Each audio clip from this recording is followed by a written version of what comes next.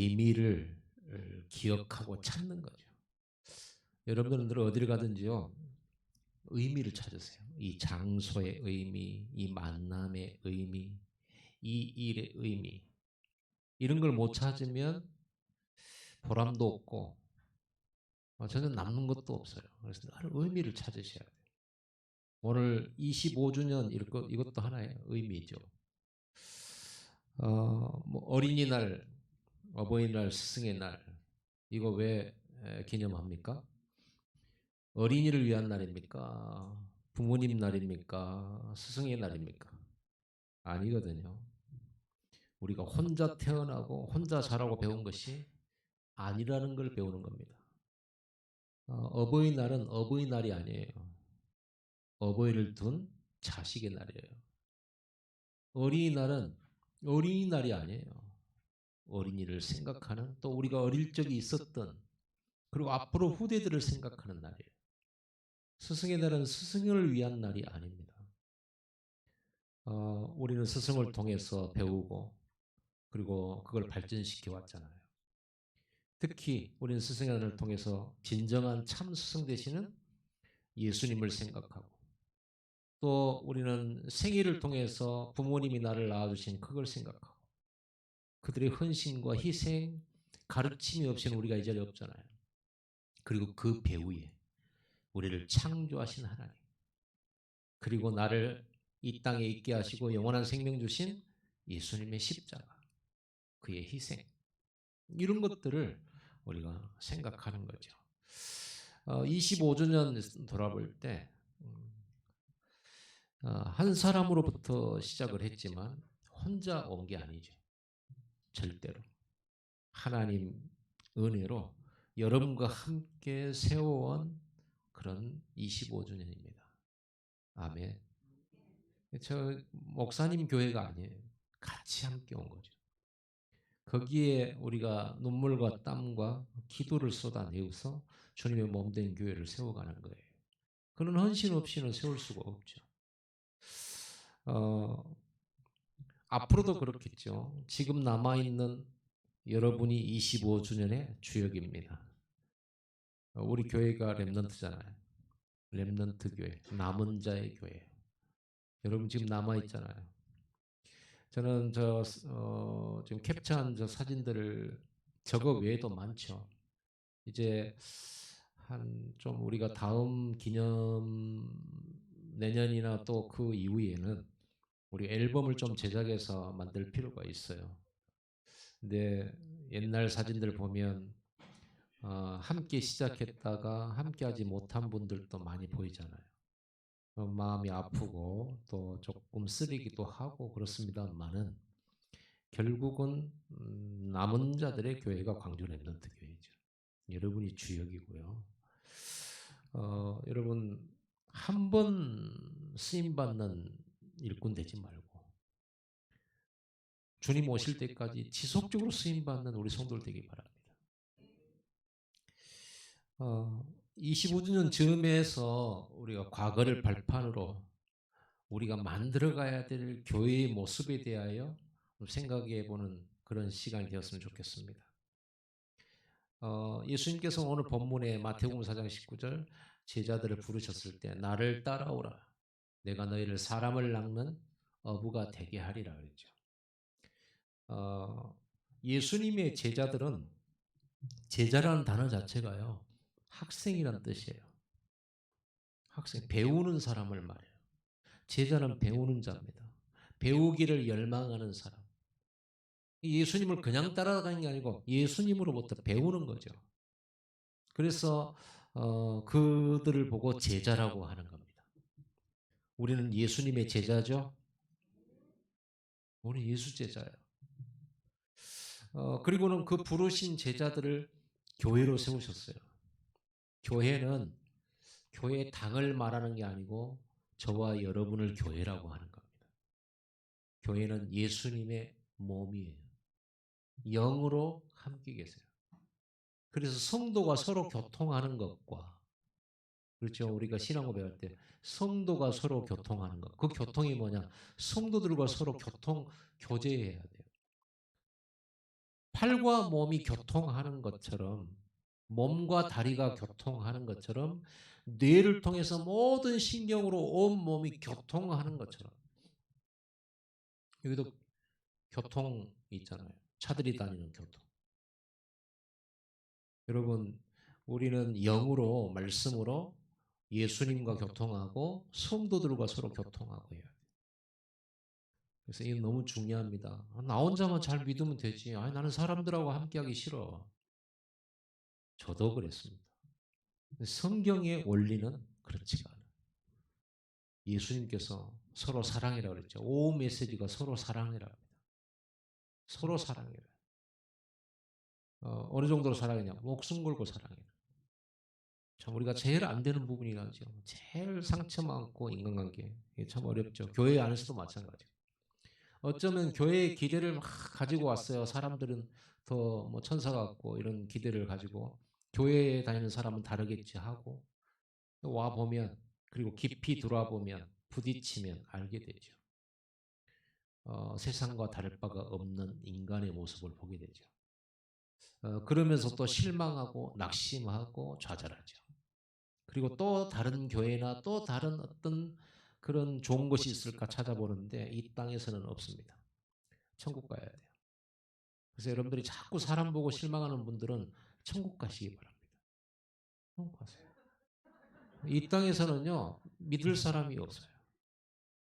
온전한 사람. 그래서 유일한 사람 한 사람이 계셔요.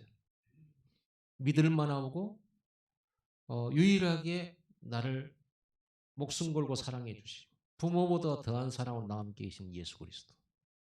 그래서 우리 예수 믿는 거예요. 여러분 예수 믿지 왜 성도를 믿습니까? 성도는 사랑의 대상이죠. 은혜의 대상이고요.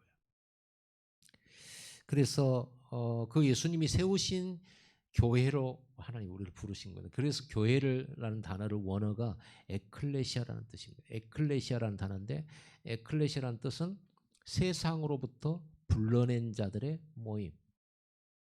저와 여러분들이 예수의 피로 새 생명 얻은 죽음에서 부활한 사람들의 모임. 여기가 교회예요.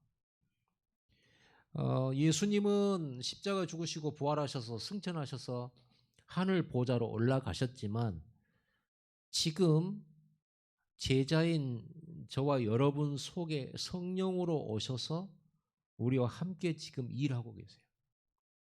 예수님 눈에 안 보이니까 우리는 그냥 생각하는데 오늘 이 예배는 지금 예수님이 영으로 임재해 계시는 시간이에요.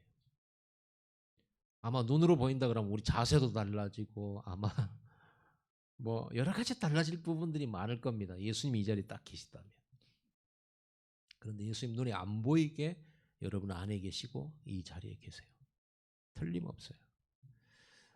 그래서 그분이 예수님이 우리를 자기 몸으로 삼으셨기 때문에 교회 우리 성도들의 주인은 목사가 아니에요. 저도 예수님의 몸이고 여러분도 예수님 몸이에요. 단지 기능이 다를 뿐이죠.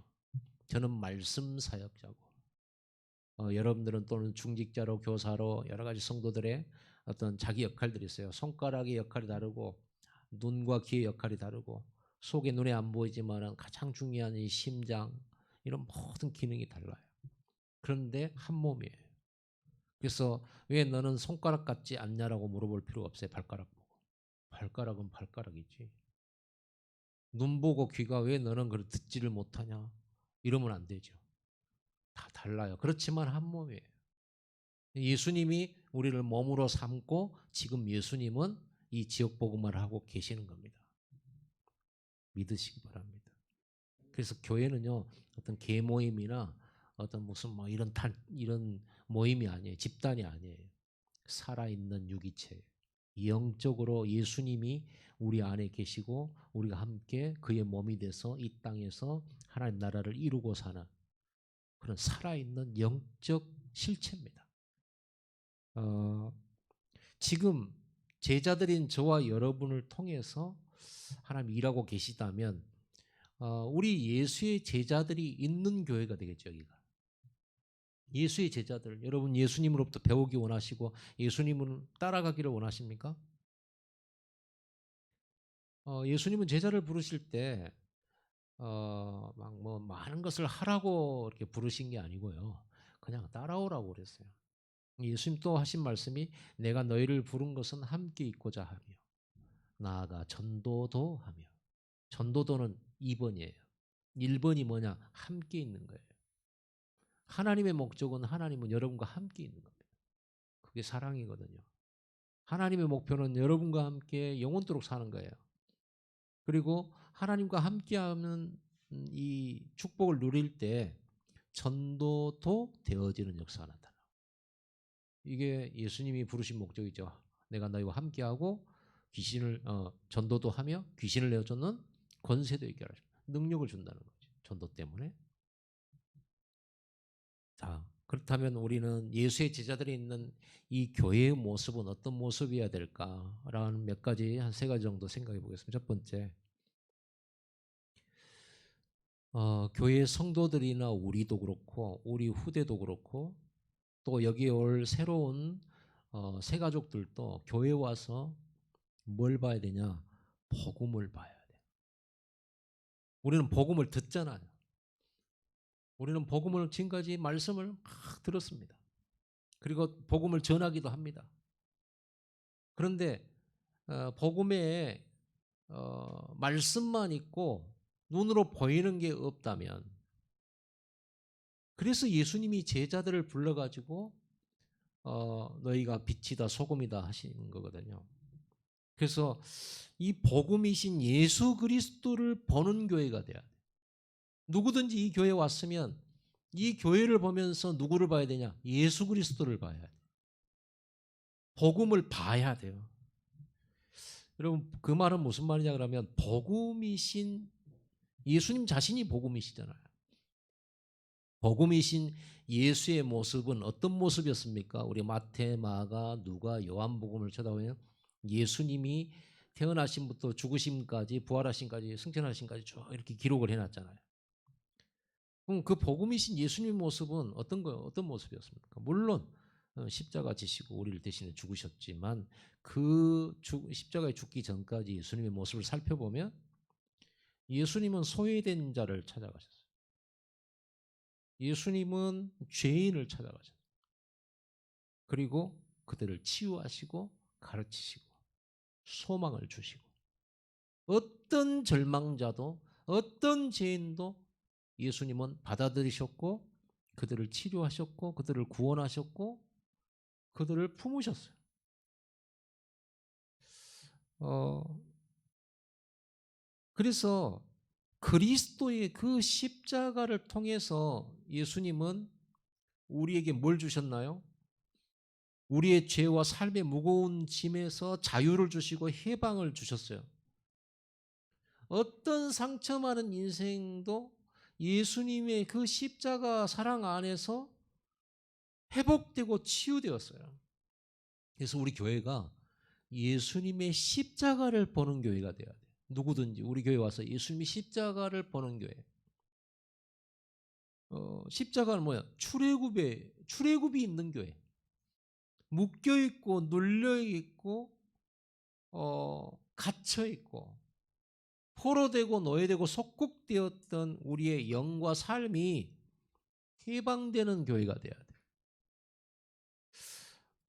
우리는 막 오로지 의식주밖에 모르냐. 그래서 의식주 전쟁하면서 그 속에서 우리는 온갖 사람과의 육신적 갈등과 그런 여러 가지 속에 있죠. 고통 속에 있죠. 거기에서 전쟁이 끝나야 돼. 우리 교회에 오면 의식주 전쟁이 끝나야 돼. 사람과의 갈등의 그 전쟁이 끝나야 돼. 왜요? 갈등할 수밖에 없는 이유가 뭡니까? 전쟁할 수밖에 없는 이유가 뭡니까? 지금 우크라이나 그 러시아가 침공해서 전쟁하는 이유가 뭡니까? 3, 6, 11 때문에 그러잖아요. 나 돈 성공이잖아요. 그것 때문에 싸우는 겁니다. 그런 전쟁은 크든 작든 예수님 재림하실 때까지 없어지질 않습니다. 이 세상 끝나는 날까지 안 없어져요. 심지어는 교회 안에 성도들이 여기에서 자유로워야 되는데 이게 체질이 그러다 보니까 세상 체질이라 돼서 우리는 거기에서 미움 나오고 거기에서 불신 나오고 거기에서 막 이런 피의식 나오고 원망 불평 이런 게 나온단 말이에요. 우리는 지난번에 성장하자 그랬잖아요. 커야 돼요. 왜냐하면 그리스도만큼 크기에 자라가야 돼요. 예수님이 뭐 집이 없다고 불평하셨고 뭐 누울 침대가 없어서 피곤한데 불평하셨습니까? 아니죠. 그분은 창조주신데도 불구하고 그리고 사람으로 오셨는데 그분은 그 불편과 그 여러 가지 어려움들, 배고픔들, 또 잠을 자지 못하는 피곤함들 속에 있었거든요. 원망하지 않으셨어요. 왜요? 그게 중요하지 않으니까. 영원한 거 이거 주시려고 오셨잖아요. 그래서 우리는 예수 그리스도의 십자가를 보는 교회란 말은 거기서 우리 인생 문제를 다 끝내는 교회. 교회 와가지고 사람 쳐다보고 사람에 낙심하는 그런 신앙이 아니라 교회가 다 그게 보여줘야 돼. 십자가로 끝나야 돼. 거기서 내 모든 짐이 내려놔야 돼요. 일주일 동안 또 어떤 짐을 지고 왔더라도 오늘 십자가 앞에 내려놔야 돼. 그러는 교회가 돼야 됩니다. 그리고 우리가 이제 편안해지고 평안을 누리게 되겠죠. 그 그리스도의 십자가를 본다는 말은 또 다른 말로 뭡니까? 하나님의 사랑을 보는 교회, 하나님의 은혜를 보는 교회. 절망 가진 사람이 소망을 보는 교회. 불신 가운데서 누구도 믿지 못하고 미래의 불안 가운데 있는 사람이 진짜 믿음을 보는 교회죠. 사실요, 교회의 그 리얼한 모습을 좀 사실대로 보면 교회가 얼마나 많이 비판받습니까? 목사부터 모든 교회 성도들.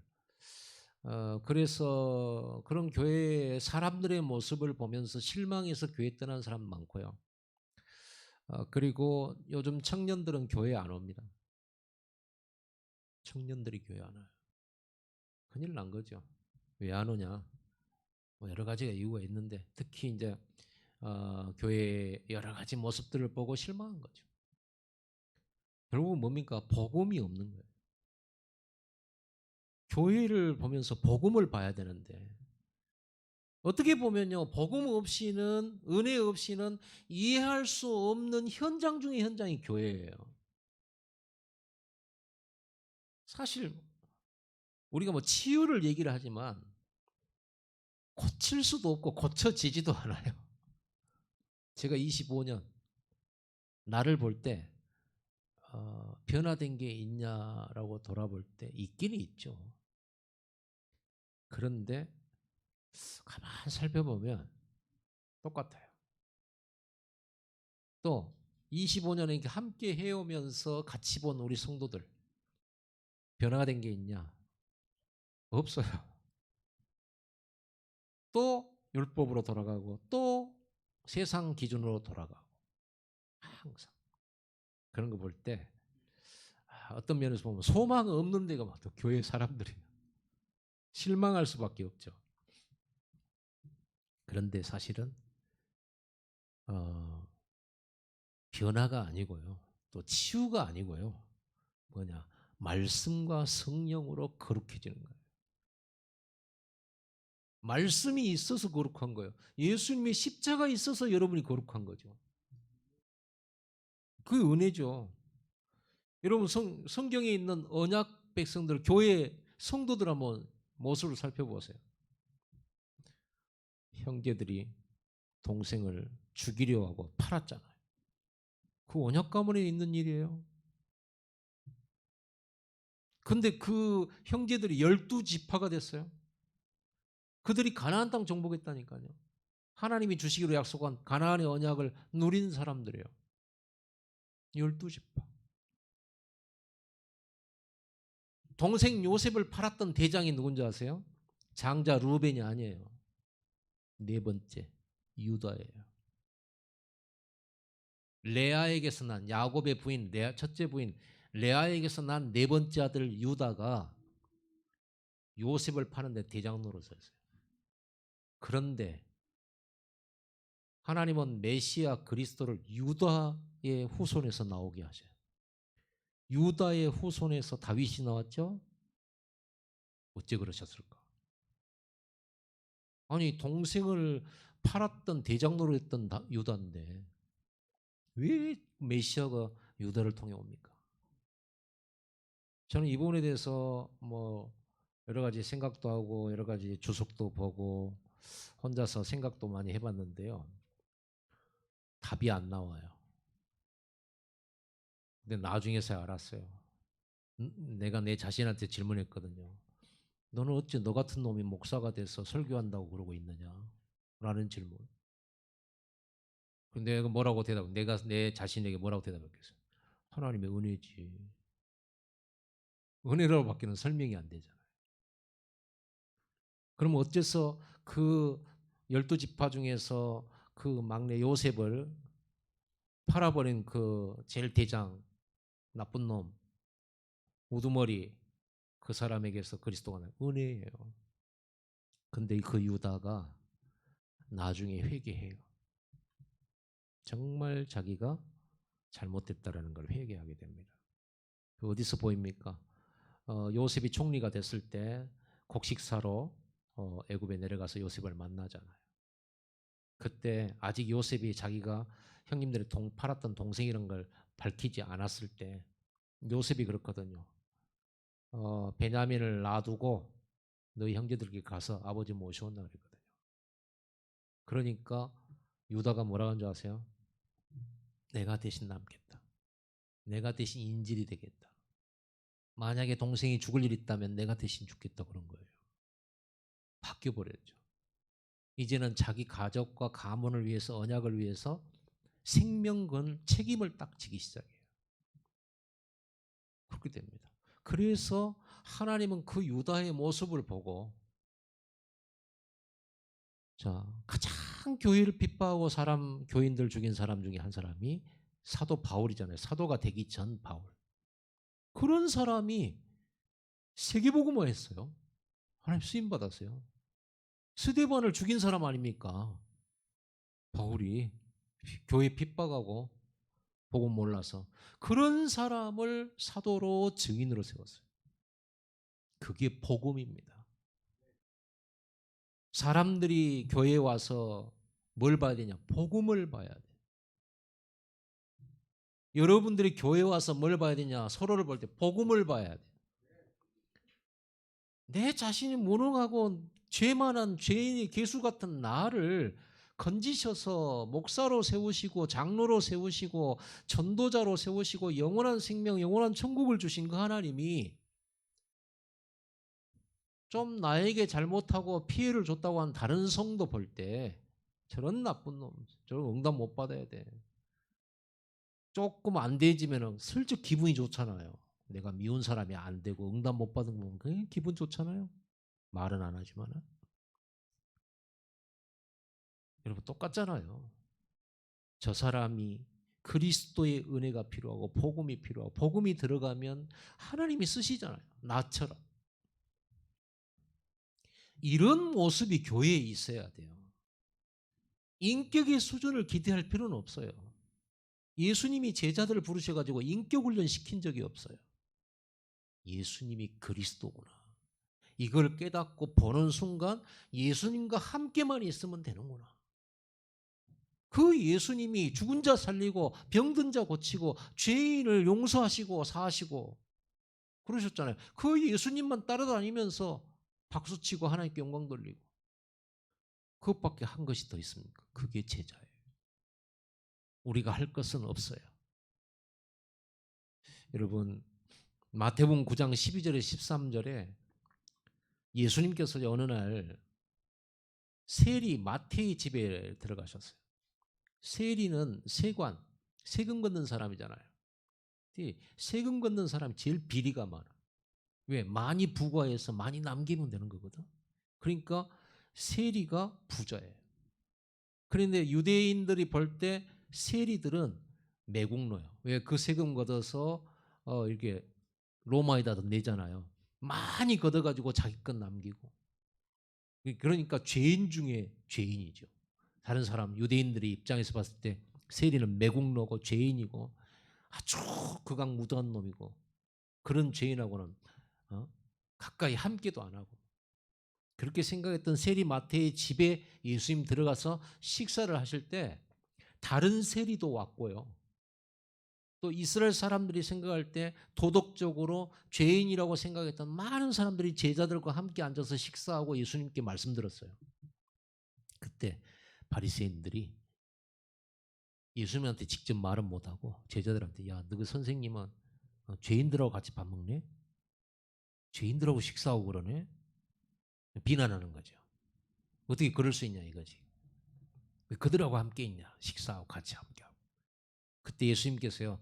자기한테 말씀은 안 했지만 그들을 아시고 이렇게 말씀합니다. 건강한 자에게는 의사가 쓸데없고 병든 자에게라야 쓸데있느니라.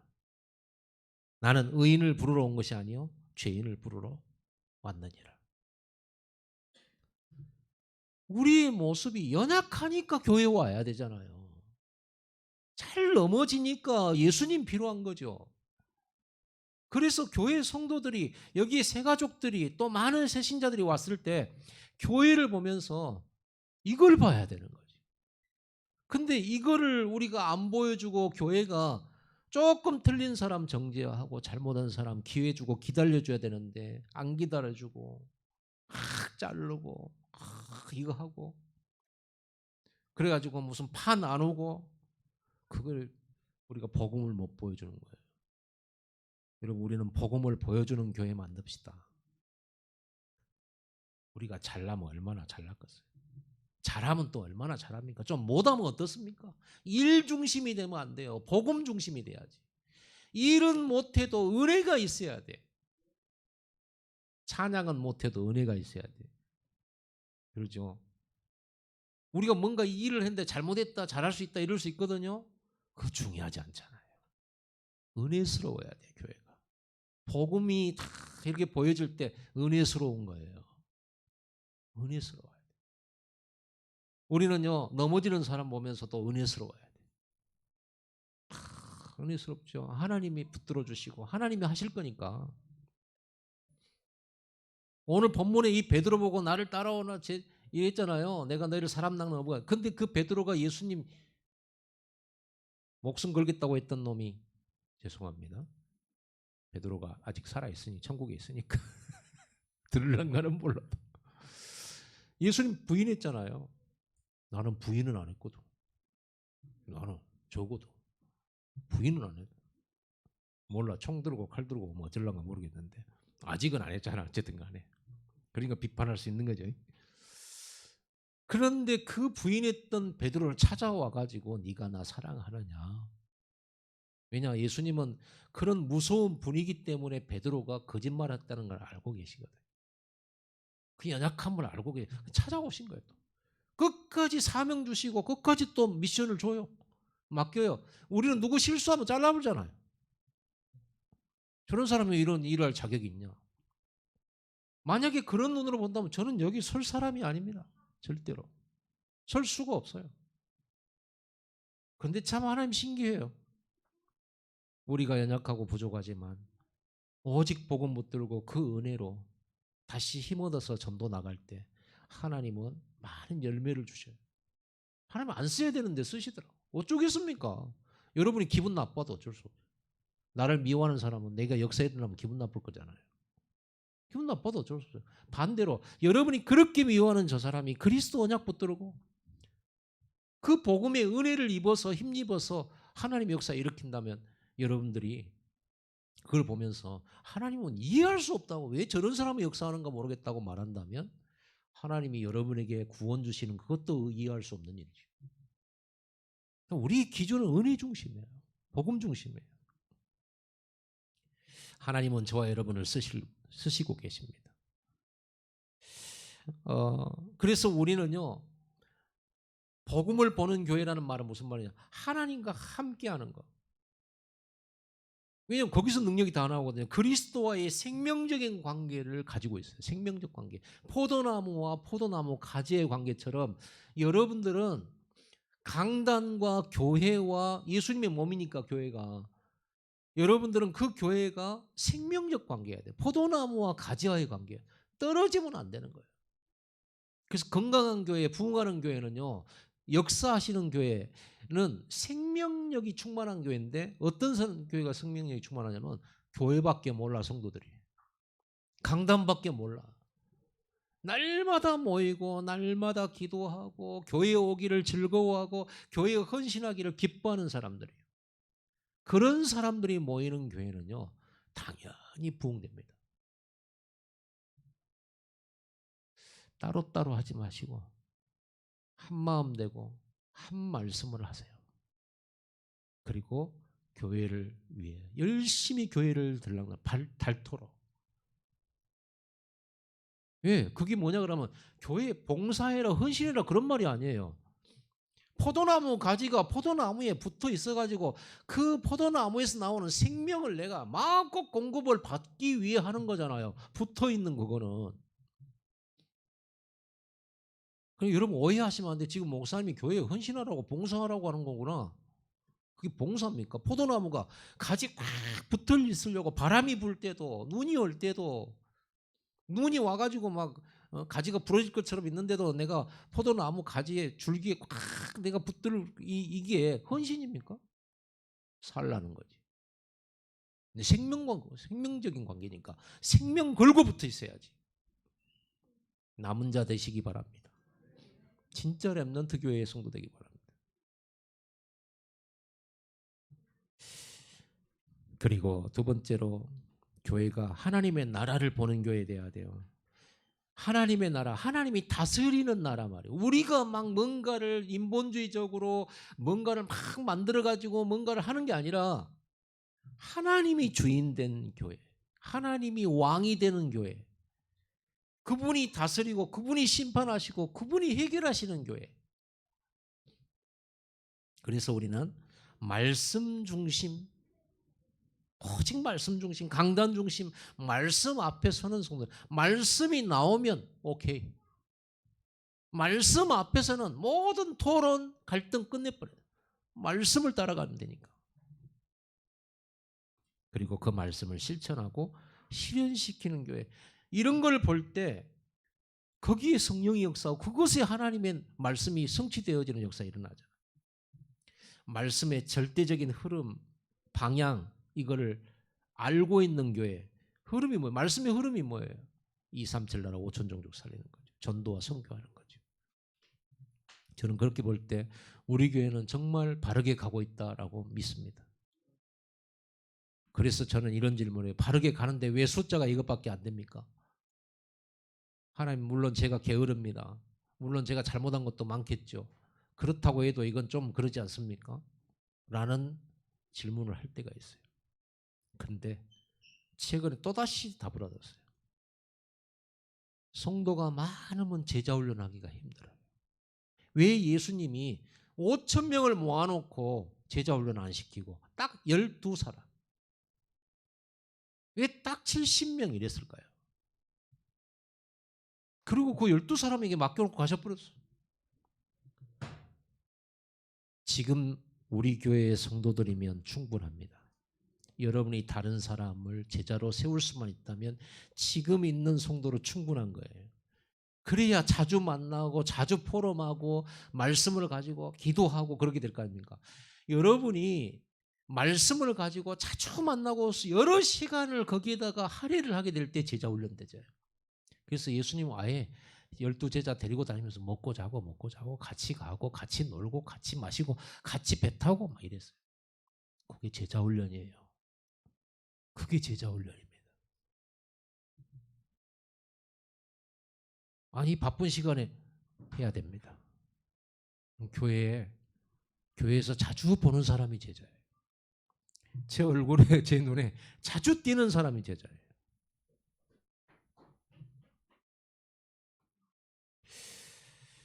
너무 시간이 많이 가서 우리 나가야 되니까 여기서 마치도록 하겠습니다. 나머지는 따로 또 하겠습니다. 기도합시다.